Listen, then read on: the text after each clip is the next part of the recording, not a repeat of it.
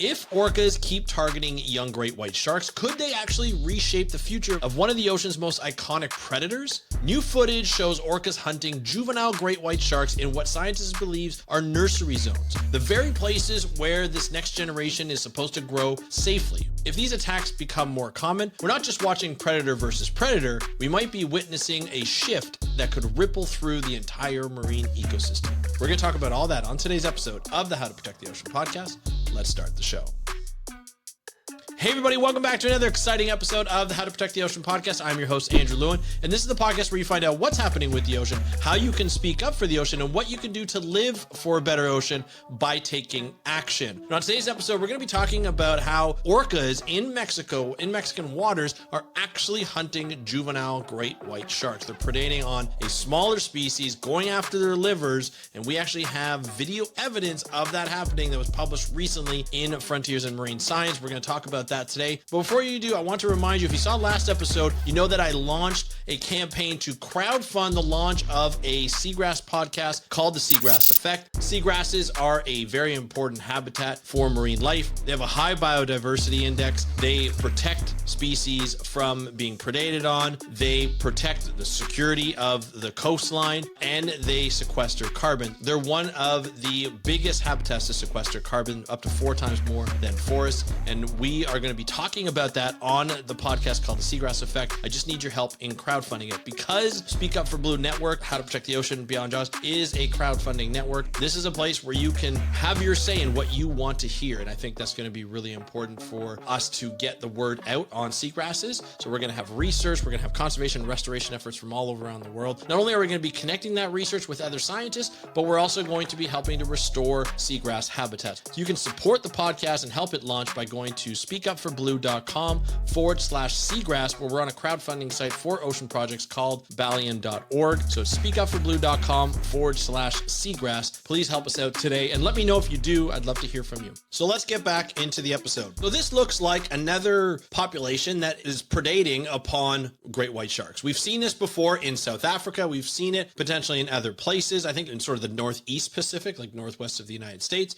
And we've seen it happen where orcas will, in a pair, one of them will grab a great white shark, the other one will precisely go after their liver, make an incision, pull out their liver, eat their liver, and then they kind of take turns in it depending on where these great white sharks are. We've followed port and starboard 2 orcas that had a pretty big impact on the great white shark population in South Africa, and it's a little controversial of whether that's the reason why there aren't as many great white sharks in specific bays like Mossel Bay and other places. There's a lot of other things at play at that, but they've definitely had an influence in where these great white sharks are or where they've disappeared to in South Africa. But now we're starting to see, and we have video evidence of repeated predation of juvenile great whites by orcas in Mexican waters. So the authors of this study that was in Frontiers in Marine Science report 2 attack events in the Gulf of California, August 2020 and August 2022, involving a pod of orcas on juvenile great white sharks around 2.5 meters in length. So that's probably around like the 9 feet, maybe a little bit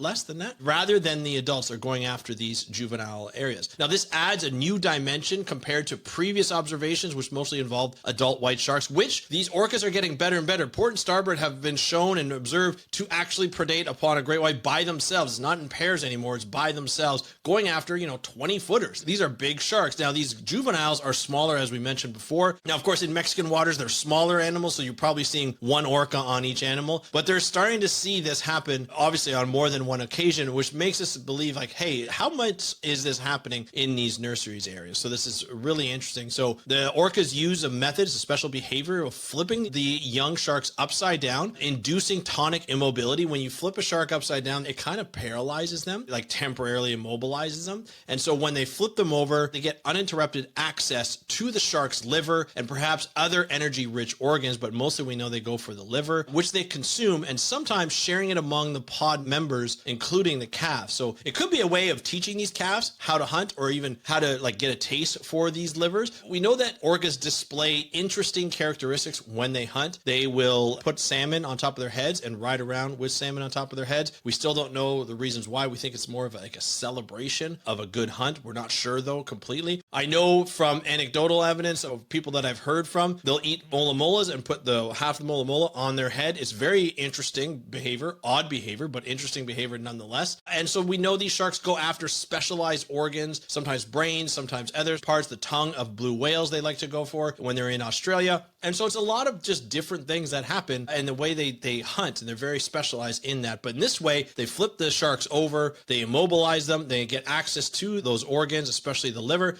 and then they share among the pod. This has been shown before where they actually will hunt to feed other members of their pod. It shows a level of intelligence and heightened awareness, and I think that's really interesting. Now, of course, the impact images of the dorsal fin markings and repeated behavior point to the same pod of orcas, referred to as the Moctezuma pod, being involved in both events. So they identify the actual pod. So it's the same pod every time. The authors suggest that this pod may have a specialization in hunting elasmobranch, sharks and rays in this region beyond typical orca prey.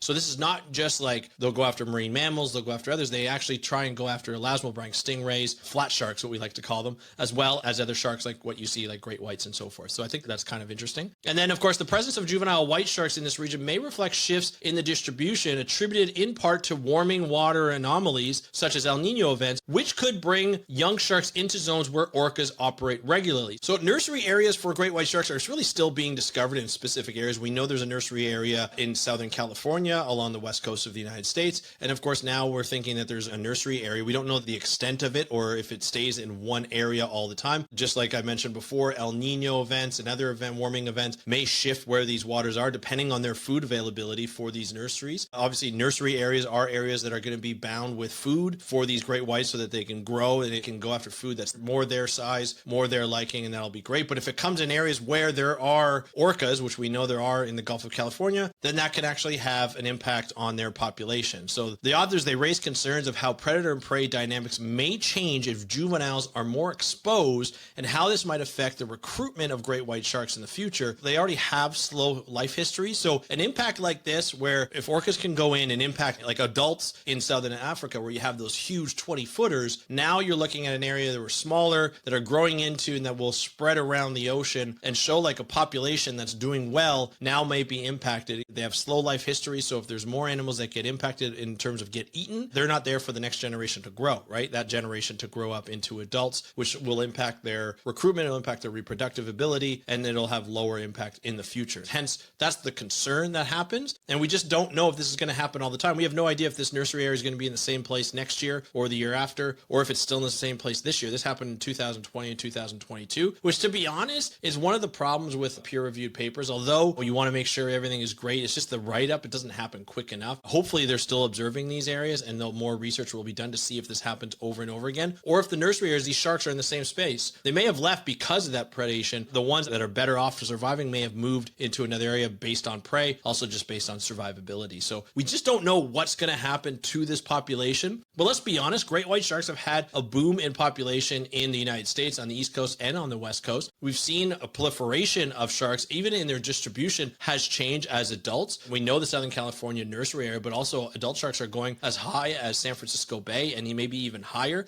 On the East Coast, it used to be Cape Cod. Now they're going up to the Gulf of St. Lawrence in that area in Nova Scotia. So where they're starting to see that move north as the waters warm and they still within their range, they go out to the mid-Atlantic bight, they go all the way down to Florida, Cape Cod, and now even north into Canadian waters. This is going to be a case where monitoring is still going to be needed for not only these great whites, but also see what these orcas are eating and where they're going and how the nursery areas are going to change based on warming waters. You know, it's going to be a lot of oceanography, it's going to be a lot of ecology, and to see those distributions, warmer water, predator-prey kind of relationships, like the prey for the juvenile great whites, are they going to be in the same area? Are they going to move because of the shift in warming waters? There's a lot to learn from this, but having these two events definitely shows a pattern that may have already been there or maybe something new just because the orcas are like, hey, we have new food. This is really rich in nutrients and we like it and we're getting a taste for it. Now, of course, as they're getting a taste for it, will they follow these sharks along? Who knows? Will the sharks population be affected later on? We don't know at this point, but it's something that we definitely have to keep an eye on. So looking at nursery areas, looking at warming water distribution, looking at predator-prey distribution, looking at orca distribution, well, obviously a predator, the apex predator, it seems very, very smart and help feeding each other and members of their pod, I think is brilliant. So we're seeing a lot of really cool things that are happening out in the ocean, but also some scary things that can happen in the future. Now, obviously there's gaps. We still don't know how often these interactions occur, the frequency. So how widespread is this behavior among orca pods? And is that happening in elsewhere now that there are more great white sharks? Also, it highlights the limitations of regarding how long juvenile white sharks stay in that particular region, their anti-predator responses, where are they going to go now, as I mentioned earlier, and how changing ocean conditions might alter the nursery areas and the predator overlap. So we'll see what happens. As a call to action, definitely to have more systemic monitoring of shark nurseries, orca behavior, and shifting habitat overlap. So that's it for today's episode. I'd love to hear what you think about this. Do you think these orcas are going to affect the great white population in the future? Do you think this is just like an anomaly? It just happened just because everything just kind of came to be for these orcas and the great white sharks, that those juveniles just kind of came in because they're following prey, and that will change in the future? I'd love to hear what you have to say. And if you're involved in any of these studies, let me know. I'd love to have more questions for you. But that's it for today's episode. If you have any questions or comments, just let me know in the comments below. If you're watching this on YouTube or if you're listening to this in your favorite podcast app, just hit me up on Instagram at How to Protect the Ocean. That's at How to Protect the Ocean. Of course, if you want to go to speakupforblue.com/contact, you can contact me. Just fill out the form. It goes right to my email. I'd love to hear from you. I want to thank you so much for joining me on today's episode of the How to Protect the Ocean podcast. I'm your host, Andrew Lewin from the True North Strong and Free. Have a great day. We'll talk to you next time, and happy conservation.